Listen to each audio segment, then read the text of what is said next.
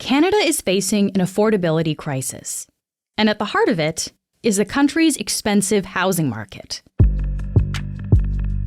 Earlier this month, the Federal Housing Agency, CMHC, released a report saying we need to build a lot more homes to make things affordable.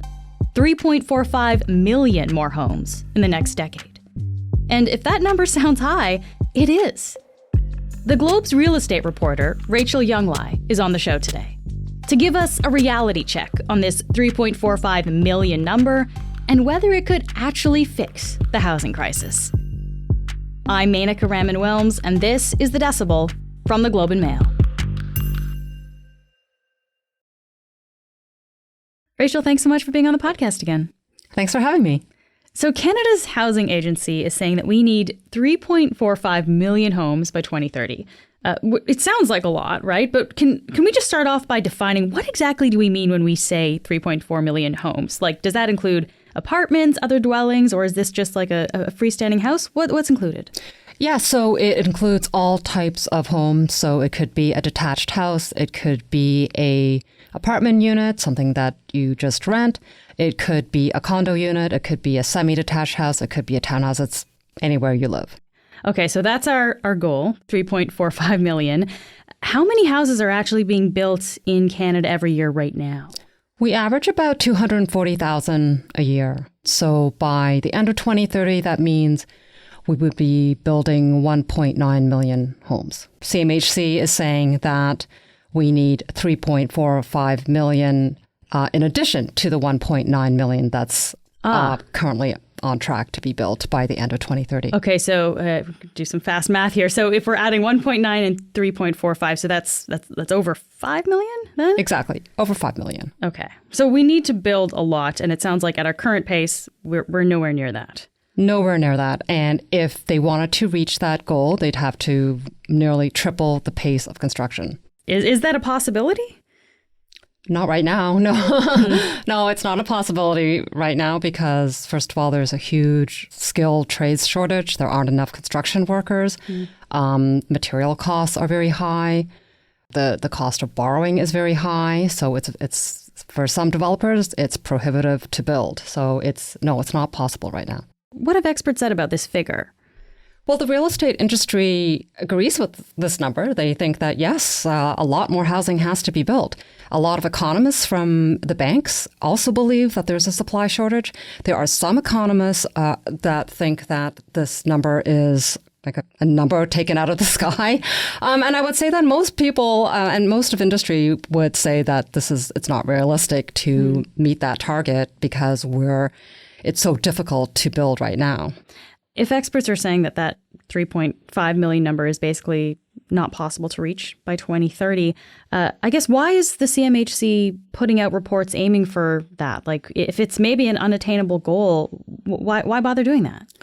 I think CMHC wanted to put a number on it to show the public, to let the public know, to let policymakers know that there is a massive supply shortage. And I think that they've achieved that because everyone is talking about a supply shortage now. A year ago, 2 years ago, 3 years ago, people were not talking about it. So I think if that was part of their message was to convey the scale of the problem, they've achieved it. Okay. Let's dig into this number, this 3.45 million. Let's actually look at how the agency came to this number. Do we have any sense of what the CMHC actually says about how they got that goal? So they didn't just look at population growth. They also looked at the country's projected economic growth as well as income growth. And that's how it's a very complicated way they derived this number, but that's how they came up with it. So it was a number of factors that came into 3.45 billion. Their goal is for housing to be affordable. And so it wasn't just let's build enough houses to meet the demand from a growing population. It was how do we make homes affordable? And affordability is a huge part of this conversation, which I do want to get to right after this. But just to stick with the idea of this number for a second, why did they want to put a number on it? Like, why do they want to have out here in Canada for people to know this is how many houses we actually need? Yeah, well, a lot of policymakers and the real estate industry talk a lot about the fact that there's a housing shortage, but no one has actually put a number on it. And so CMHC wanted to do that. They wanted to give the public a sense of how much new housing is needed. They started looking into this question back in 2017 during our last housing boom. So that's when house prices were escalating quickly in Toronto and Vancouver, and they were trying to figure out why were these prices going up so quickly. And one reason was because there was so much demand. Some of it was foreign demand. And they also realized that, supply is not keeping up with this level of demand. And I would say that the first year that they came up with a supply shortage number was last year. Oh, okay. So this is actually a fairly new thing this organization is doing then. Very new. Huh. Okay. You mentioned affordability is a big part of this. So how does the CMHC define what an affordable home is? So they define it as that you should not be paying more than 40% of your after-tax income. So if you own a home, you shouldn't be paying more than 40% of your after-tax income on your mortgage payments, your insurance, your taxes. If you're a renter, you shouldn't be paying more than 40% of your after-tax income on monthly rent. Okay, so 40% is the goal for affordability. Do we know how much people in Canada are paying now? According to CMHC, across the country, we're paying closer to 50%. And in the more expensive provinces of Ontario and BC, we're paying closer to 60%. Wow, yeah. That's a big number, but honestly, for people who are living in those cities, not surprising, unfortunately, right? Yeah.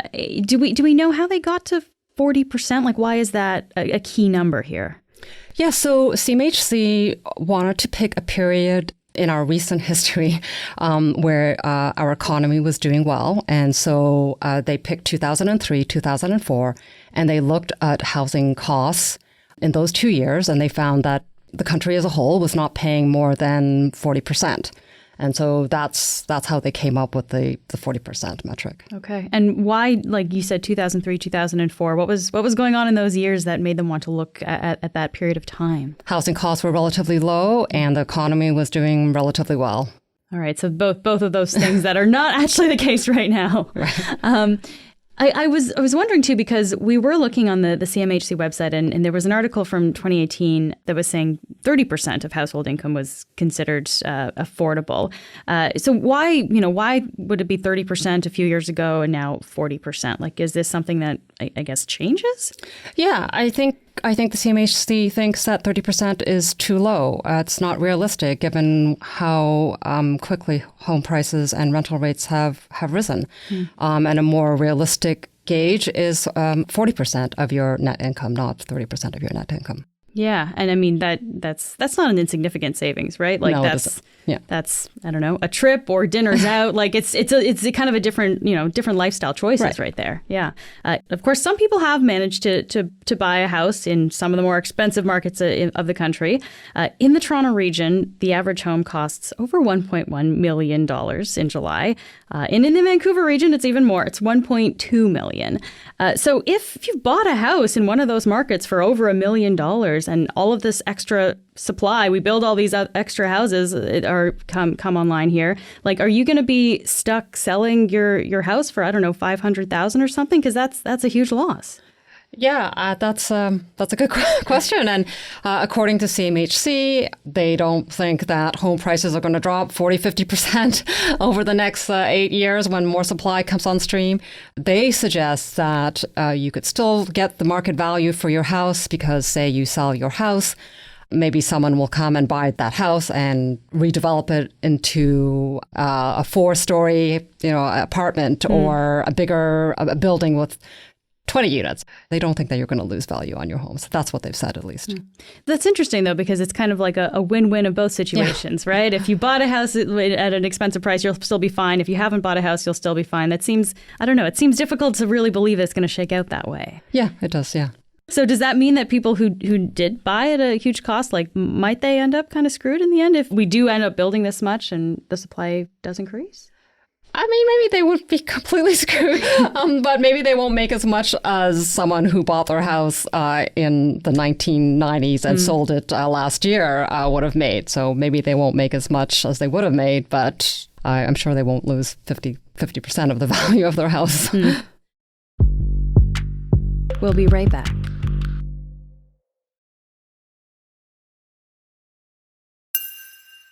It is interesting because the CMHC has chosen to focus on supply here, right, when we're talking about this 3.5 million number. But there's always another side to that equation, right? So how does demand factor into all of this, Rachel? Yeah, you're right. So CMHC was only looking at supply in this report, but and the other side of the equation is demand. Mm-hmm. And there is a lot of demand right now because we have a lot of people migrating to the country. So demand is coming from new permanent residents and new temporary residents. But demand is also coming from investors. And a lot of people own more than one property. So demand, I mean, demand is important. We should know where the demand is coming from for sure. And when you're talking about people owning more than one property, I mean, investors must play a role in this as well? Yes, investors play a huge role in contributing to the competition when you go out to buy a home and pushing up the price of a home. If you look at the most recent data from the Bank of Canada, it shows that 30% of purchasers were investors. Oh, okay. So it's significant. It's significant. It's a huge number. Let's say that the demand from the investor side does continue. Like, could that mean actually we get to a place where housing prices don't necessarily come down because even if we're building more, the demand is still high? Yes. Oh, we could. That's a scary thought too. So, Rachel, the CMHC, they do seem to have a lot of power here when it comes to advising policy for the government. How did that happen? Yeah, so the CMHC was established after World War II, and it was established to help returning war veterans find housing, get affordable housing. So in a way, they're going back to their roots because in the decades that followed, they became more known as a mortgage insurer. And they still are a mortgage insurer, but they do a lot more right now. In fact, they're in charge of implementing and administering the federal government's national housing strategy, which is a huge, it's an $80 billion program to help create more affordable housing in the country. So it sounds like their role has really expanded in the last few years, like I guess like during the pandemic or during the current administration, that's when their mandate has expanded? Yeah. Under the Trudeau government, their mandate has expanded, and they've been put in charge of the national housing strategy, basically. Okay. Yeah. And during the pandemic, I would say that their role also expanded then because they were in charge of rolling out a lot of the emergency relief measures, like the rent relief for commercial real estate. Okay, so now that the role of the CMHC has expanded, and now we've got this almost 3.5 million homes target, and this is something that like governments are really focused on too, right? We're hearing politicians talking about the housing crisis. Yes. The federal government announced a few measures recently in response to this housing affordability crisis. One of these measures was the GST tax break for rental housing. So this is actually an old promise that they brought back. But can you just briefly kind of get into that? Like, what is that, and how is that being received? Yeah, so the GST waiver basically is a 5% reduction for any developer that builds purpose-built rental. And by purpose-built rental, I mean apartment buildings that are where units are for renters only. So you're building with the idea that these will be rented. Yes. You cannot buy it like a condo. It's not to be owned by an individual. So this rebate or waiver, this 5% waiver, is designed to help spur construction of these apartment buildings. And so far, it's been received really well by the development industry. There are a lot of developers that are saying that this discount, the GST elimination, will help them build thousands more rental units. And I mean, it's still early days because the announcement was just made about a week ago. But so far, I've heard from a number of developers who have said that, yes, they're going to start building in the next year, and they're going to, or they'll increase the number of units that they're going to build. So, yeah, it has had a really positive effect on the development community. Okay, so that sounds like that's a step in the right direction. From the experts you've talked to, what else could we do, maybe similar to something like this, to actually get closer to that 3.5 million number? A lot of policymakers talk about removing the red tape that comes with development in the municipalities. There is talk about increasing skilled trades workers. Maybe they could set up a different immigration stream for skilled trade workers. CMHC's deputy economist has talked about the fact that building has to become more efficient. There needs to be better improvements in construction because it takes a long time. Maybe one way to speed up construction would be to have these prefab homes and they could just be put together very quickly. So there are lots of ideas out there. So it sounds like there are a bunch of ideas out here, and there are things that are happening. But ultimately, this is a really difficult goal to achieve, that 3.5 million houses number. So just to end, Rachel, like what happens to housing costs if we don't end up hitting that goal? Housing becomes more unaffordable. We've already seen a huge escalation in home prices over the past 10 years, and rental rates are very high, over $2,000 a month across the country, which is very high. And so it just becomes more unaffordable, which is why the CMHC put out this report, just to try to figure out a way to tackle unaffordability. Rachel, thank you so much for being here today. Thank you. That's it for today. I'm Menaka Raman-Welms. Our producers are Madeline White, Cheryl Sutherland, and Rachel Levy-McLaughlin. David Crosby edits the show.